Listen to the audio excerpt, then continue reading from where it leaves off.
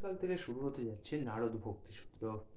এই নারদ ভক্তিসূত্র শুরু করার আগে নারদ ভক্তিসূত্র কি, কেন এটিকে পাঠ করবেন এবং এতে কি জানতে পারবেন, তার একটা ছোট্ট ভূমিকা হয়ে যাক। ক্ষমা করবেন, আমি ভিডিওটিতে খুব বেশি এডিটিং বা সাউন্ড এডিটিং রাখতে পারছি না, কারণ আমাকে 18,000 শ্লোক সম্পন্ন শ্রীমদ্ ভাগবত এবং 700 শ্লোক সম্পন্ন ভগবত গীতা সম্পূর্ণ করতে হবে। এছাড়াও আছে মুকুন্দমালা স্তোত্র, নারদ সূত্র, কুন্তী দেবীর শিক্ষা এবং আরও অনেক বৈষ্ণব গ্রন্থাবলী। এত বড় গ্রন্থাবলীকে যদি আমাকে শেষ করতে হয় এবং কোনো মানুষের সাহায্য ছাড়াই, তাহলে আমাকে তো যত তাড়াতাড়ি সম্ভব যত বেশি সংখ্যক ভিডিও বানাতে হবে। কারণ মানুষ হিসাবে আমার আয়ু তো স্বল্পায়ু, আমি খুব বেশি দিন যাবত তো বেঁচে থাকতে পারি না। পরের 60-70 বছর অবধি বেঁচে থাকতে পারি এই কলিযুগে। সুতরাং আমাকে ক্ষমা করবেন, খুব বেশি চটকদারিতা বা খুব বেশি পরিমাণে এডিটিং আমি দিতে পারছি না। সাউন্ড এডিটিং পর্যন্ত আমার কাছে দেওয়ার সময় নেই, এত আমার তারা। আপনি দেখতে পারেন যে আজকে আমি এই ভিডিওটিতে সাউন্ড এডিটিং ছাড়াই দিচ্ছি। আজকে ভূমিকা পর্ব একটু দীর্ঘ হবে, একদিক থেকে ভালোই হচ্ছে।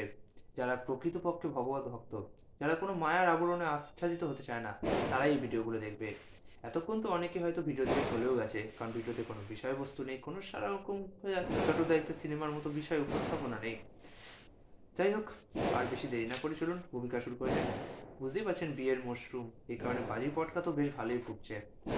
আচ্ছা, নারদ ভক্তি সূত্রের দিব্য প্রেমের রহস্যের ভূমিকা পর্বটি শুরু করছি। 1967 সালে কৃষ্ণ কৃপাসী মূর্তি শ্রী অভয়চরণাবিন্দ ভক্তি বেদান্ত স্বামী প্রভুপাদ নারদ ভক্তিসূত্র গ্রন্থের 84টি সূত্রের মধ্যে 13টি সূত্রের অনুবাদ এবং তাৎপর্য প্রণয়ন করেছিলেন। 1989 সালে আন্তর্জাতিক কৃষ্ণ ভাবনামৃত সংঘের মানে ইসকন পরিচালক মণ্ডলীর বার্ষিক আলোচনা সভায় তারা পরামর্শ দেন যে আমি যেন, অর্থাৎ যে গ্রন্থকার সে বলছে, আমি যেন এই গ্রন্থখানি সম্পূর্ণ করি। আমি এই দায়িত্ব গ্রহণ করে খুশি হয়েছিলাম, কেননা প্রভুপাদের নারদ ভক্তিসূত্রের ভাষ্য রচনার প্রারম্ভে আমি তার সঙ্গে জড়িত ছিলাম। এর ভাষ্যটি রচনা করেছেন অদ্বৈত দাস ব্রহ্মচারী। শিষ্ণ কৃপাসী মূর্তি শিল অভয়চরণবিন্দ ভক্তি বেদান্ত স্বামী প্রভুপাদ কর্তৃক রচিত, তার শিষ্যগণ কর্তৃক সম্পাদিত। আর এই ভূমিকাটি যিনি লিখছেন তার নাম হচ্ছে সৎস্বরূপ দাস গোস্বামী। সৎস্বরূপ দাস গোস্বামী একজন বিদেশি ছিলেন, যিনি প্রভুপাদের শিষ্য, প্রথম দিকের শিষ্যদের মধ্যে অন্যতম। তিনি প্রভুপাদ লীলামৃত গ্রন্থটিও রচনা করেন। তিনি বলছেন, 1966 সালের শেষের দিকে নিউ ইয়র্ক শহরের 26 নং সেকেন্ড অ্যাভিনিউ এর ছোট্ট দোকান ঘরের মন্দিরে ছিল প্রভুপাদের সঙ্গে যে কয়েকজন অনিসন্ধিৎসু ভক্ত ছিল, আমি ছিলাম তাদেরই একজন। এক সময় তো আমরা গীতা প্রেসের মূর্তিত নারদ ভক্তিসূত্র প্রেমের দর্শন গ্রন্থই বিতরণ করতে শুরু করেছিলাম। আমরা কেউ কেউ এই সমস্ত অমৃতময় অথচ সরল সূত্রের প্রতি আকৃষ্ট হয়েছিলাম। তখনকার দিনে আমাদের মতো সাদাসিধে অনুগামীদের পক্ষে যে কোনো ভারতীয় সংস্কৃত পুস্তকের সমস্ত প্রকার অনুবাদ সংগ্রহ করাটি মোটেই অস্বাভাবিক ছিল না। আমরা ভাবতাম হিন্দু ধর্মে যা কিছুই মঙ্গলপ্রদ এবং তা কৃষ্ণভক্তি সমন্বিত। এসবের মধ্যেও যে বাছবিচার করতে হবে সে কথা ছিল প্রভুপাদ না বলা পর্যন্ত আমরা জানতামই না। আমরা তখন জানতে পারলাম যে এই সমস্ত গ্রন্থের মধ্যে অনেকগুলি রয়েছে এক ধরনের নাস্তিক, মায়াবাদী এবং তথাকথিত স্বামী, গুরু এবং পণ্ডিতদের ভাষ্য সমন্বিত। তার মধ্যে কতকগুলি গ্রন্থের প্রতি আমরা আসক্ত হয়েও পড়েছিলাম, তাই তা ছিন্ন করা বেশ কষ্টকর হলেও ছিল প্রভুপাদ যদি বলে দিতেন যে বিশেষ কোনো গুরু বা গ্রন্থ যথার্থ নয়, তবে আমরা তা তৎক্ষণাৎ পরিত্যাগ করতাম। কিন্তু আমি যখন শিল প্রভুপাদকে নারদ ভক্তিসূত্র দেখিয়ে বলেছিলাম যে আমি গ্রন্থখানি পছন্দ করি, তখন শিল প্রভুপাদ আমায় উৎসাহিত করে বলেছিলেন তিনি সেটি হয়তো অনুবাদ করতে পারেন। আমাদের সেই নারদ ভক্তিসূত্র গ্রন্থখানির প্রচ্ছদে একখানি অপূর্ব সুন্দর রাধাকৃষ্ণের ছবি ছিল। তারা দেখতে তরুণ, 8 বছরের মতো তাদের বয়স। যমুনার তীরে একটি গাভীর সামনে তারা মাধুর্যমণ্ডিত রূপে দণ্ডায়মান। আমি ওই ছবিটি একটি ছবির দোকানে নিয়ে গিয়ে তার 10 থেকে 12টি প্রতিলিপি করাই। শিল প্রভুপাদের অনুমোদন নিয়ে আমি তার প্রতিটি দীক্ষিত ভক্তকে একটি করে ছবি দিয়েছিলাম। সেটি খানিকটা ইসকন সদস্যপদ গ্রহণ করার মতো। ভক্তরা সেই ছবিখানা তাদের বেদিতে স্থাপন করেছিলেন। 1967 প্রারম্ভে শিল প্রভুপাদ যখন তার নিউ ইয়র্কের নিবাস ছেড়ে চলে যান সান ফ্রান্সিসকোতে, তখন আমি পত্র লিখে তাকে জিজ্ঞাসা করেছিলাম তিনি নারদ ভক্তিসূত্র অনুবাদ করবেন কিনা। শিল প্রভুপাদ এইভাবে উত্তর দিয়েছিলেন 10ই ফেব্রুয়ারি 1967 চিঠিতে, হ্যাঁ, আদি সংস্কৃত শ্লোক সহ একখানা ভক্তিসূত্র এখনই আমার নিকট পাঠাও, সঙ্গে সঙ্গেই আমি তার ভাষ্য করতে শুরু করব। প্রথম দিকে ছিল প্রভুপাদের নারদ ভক্তিসূত্রের অনুবাদ বেশ দ্রুত এগোচ্ছিল। ছিল প্রভুপাদ তার প্রধান বিষয় শ্রী চৈতন্য মহাপ্রভুর শিক্ষা গ্রন্থের সঙ্গে সঙ্গে নারদ ভক্তিসূত্রেরও ভাষ্য টেপ ক্যাসেট করে ডাকযোগে আমাদের নিকট প্রেরণ করলে আমি সেগুলি থেকে প্রতিশ্রুতি লিখন করতাম। প্রথম থেকেই আমরা জানতাম যে শিল প্রভুপাদের জন্য নারদ ভক্তিসূত্র ছিল একটি অতিরিক্ত বিষয়, তবুও তার একটি আলাদা মাধুর্য ছিল। আর শিল প্রভুপাদও সেটিকে তার স্বকীয় ভাব দ্বারাই গ্রহণ করেছিলেন। শিল প্রভুপাদ তার প্রথম সূত্রের অনুবাদে ভক্তি শব্দটির ব্যাখ্যা যেভাবে প্রদান করেছিলেন তা পেয়ে আমি চমৎকৃত হয়েছিলাম। তিনি যে গ্রন্থখানি থেকে অনুবাদ করেছিলেন তাতে ভক্তির অর্থ করা ছিল ভক্তি বা দিব্য প্রেম হিসাবে, কিন্তু শিল প্রভুপাদের ভক্তি শব্দটির অনুবাদ ছিল ভক্তিমূলক সেবা। তিনি তার একটি বাক্যাংশের মাধ্যমে বুঝিয়ে দিয়েছিলেন যে ভক্তি হচ্ছে কার্যকরী এবং সবিশেষ। ভক্তি যে কোনো নির্বিশেষ প্রেম, এই ধরনের ইঙ্গিতও তিনি সহ্য করতে পারতেন না। শিল প্রভুপাদ তার প্রথম সূত্রের তাৎপর্যের সূচনা করেছিলেন ভক্তিযোগ সৃষ্টার সর্বশ্রেষ্ঠ গ্রন্থ ভগবদ গীতার উদ্ধৃতি প্রদান করে। নারদ ভক্তি সূত্র অথবা ভগবত ভক্তিমূলক যে কোনো গ্রন্থই হতে হবে ভগবান শ্রীকৃষ্ণের প্রত্যক্ষ শিক্ষা ভগবদ গীতা অনুসারে। সূত্রের ব্যাখ্যা অবশ্যই প্রয়োজন, সেটি স্বাভাবিক। বেদান্ত সূত্র আলোচনা করার সময় শ্রী চৈতন্য মহাপ্রভু ব্যাখ্যা করেছিলেন যে সূত্রগুলির একটি প্রত্যক্ষ অর্থ রয়েছে, কিন্তু অসৎ ভাষ্যকারেরা তার বিকৃত অর্থ করে ভুল ব্যাখ্যা প্রদান করে। ভক্তি বেদান্ত তাৎপর্য সমন্বিত নারদ ভক্তি সূত্র পাঠ করা কত নিরাপদ, পক্ষান্তরে যাদের পরম পুরুষ ভগবানের প্রতি শুদ্ধ ভক্তি নেই তাদের প্রদত্ত ভাষ্য সমন্বিত সূত্র পাঠ করা কত বিপজ্জনক। শিল প্রভুপাদের অন্যান্য গ্রন্থের মতোই নারদ ভক্তি সূত্রের তাৎপর্যগুলিও ছিল সম্পূর্ণরূপে পরম্পরার শিক্ষা এবং তার নিজের উপলব্ধ জ্ঞান সমন্বিত। তার বিশেষত একটি উক্তি আমাকে আকৃষ্ট করেছিল, সেটি হচ্ছে ভক্তি মার্গে উৎসাহ। পঞ্চম সূত্রের ভাষ্যে শিল প্রভুপাদ উৎসাহকে একটি শক্তিশালী যন্ত্রের সঙ্গে তুলনা করে বলেছেন সেই যন্ত্রটিকে ঠিকমতো কাজে লাগাতে হবে। তিনি লিখেছেন, কেউ যদি পরমেশ্বরের সেবা করতে করতে উৎসাহের স্থানে হতাশা বোধ করে তবে সেই হতাশাকে প্রত্যাখ্যান করতে হবে।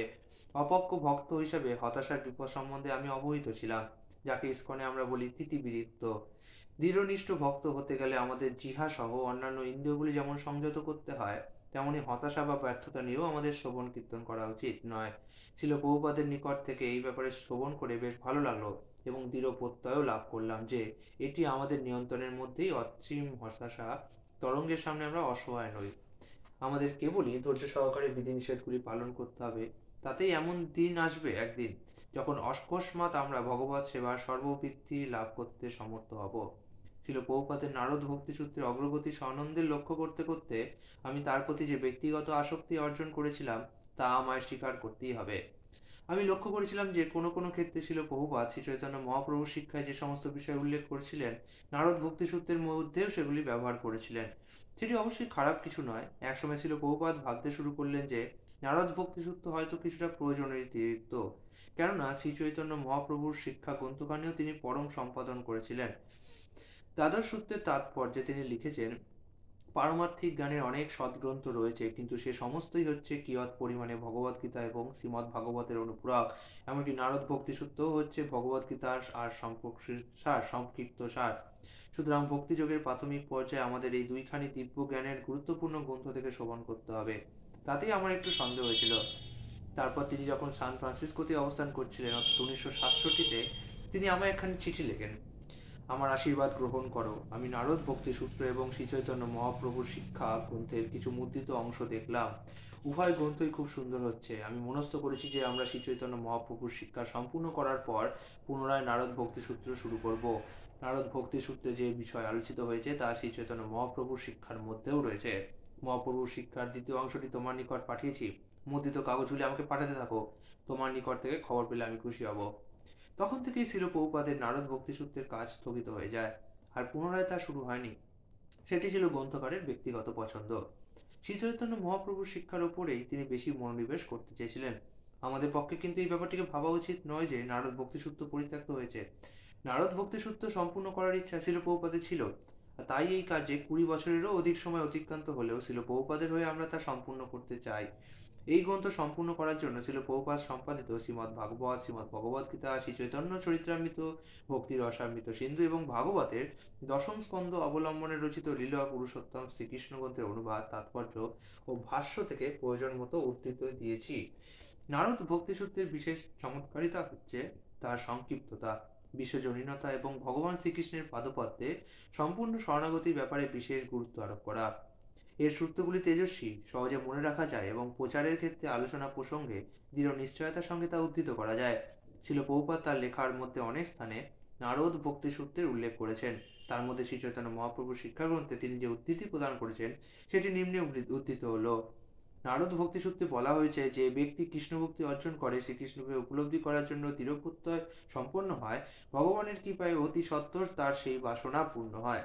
বর্তমান গ্রন্থখানির এই গুরুত্ব এই যে শিল প্রভুপাদের গ্রন্থাবলীর ক্রমবর্ধমান পাঠকদের নিকট তার আরও একখানা গ্রন্থ এখন সংযোজিত হলো। নারদ ভক্তিসূত্র গ্রন্থখানি সম্পূর্ণ করার জন্য জিবিসি যে আমাকে এবং গোপীর পরাণধন প্রভুকে অনুরোধ জানিয়েছেন, সেটি আমাদের ওপর তাদের কৃপা। আমরা প্রার্থনা জানাই যে আমরা যেন শিল প্রভুপাদের মতাদর্শ থেকে বিচ্যুত না হই এবং নারদ ভক্তি সূত্রের এই সংস্করণ পাঠ করে পাঠক পাঠিকাগণ যেন তাদের হৃদয়ে জ্ঞানময় দিব্য আনন্দ অনুভব করেন। এরপরে গ্রন্থকার তার বক্তব্যে লিখেছেন, শিল পুরুষোত্তম শ্রীকৃষ্ণ, শিল লীলা পুরুষোত্তম শ্রীকৃষ্ণ এবং শ্রী চৈতন্য মহাপ্রভুর শিক্ষা থেকে গৃহীত উদ্ধৃতিগুলি ভারতের সর্বশ্রেষ্ঠ গ্রন্থাবলী 1985 সংস্করণ থেকে এবং ভক্তি রসামৃত সিন্ধুর উদ্ধৃতি গৃহীত হয়েছে 1982 সালের সংস্করণ থেকে। আগামীকাল থেকে শুরু করা হবে নারদ ভক্তি সূত্র। এর প্রতিটা সূত্র, তার অনুবাদ, তার তাৎপর্য কি প্রভুপাদ দিয়েছেন, সমস্ত কিছু ব্যাখ্যা করা হবে। একটু ব্যাখ্যাগুলো বেশ দীর্ঘ এবং ভিডিওটি যাতে দীর্ঘ না হয় তার জন্য আমি কি করব, হয়তো যদি খুব বড় দীর্ঘ ব্যাখ্যা হয় সূত্রের, তাহলে প্রথম ভাগ এবং দ্বিতীয় ভাগে ভিডিওগুলি আপলোড করব। অবশ্যই আপনারা দেখতে থাকুন আগামীকাল থেকে নারদ ভক্তি সূত্র।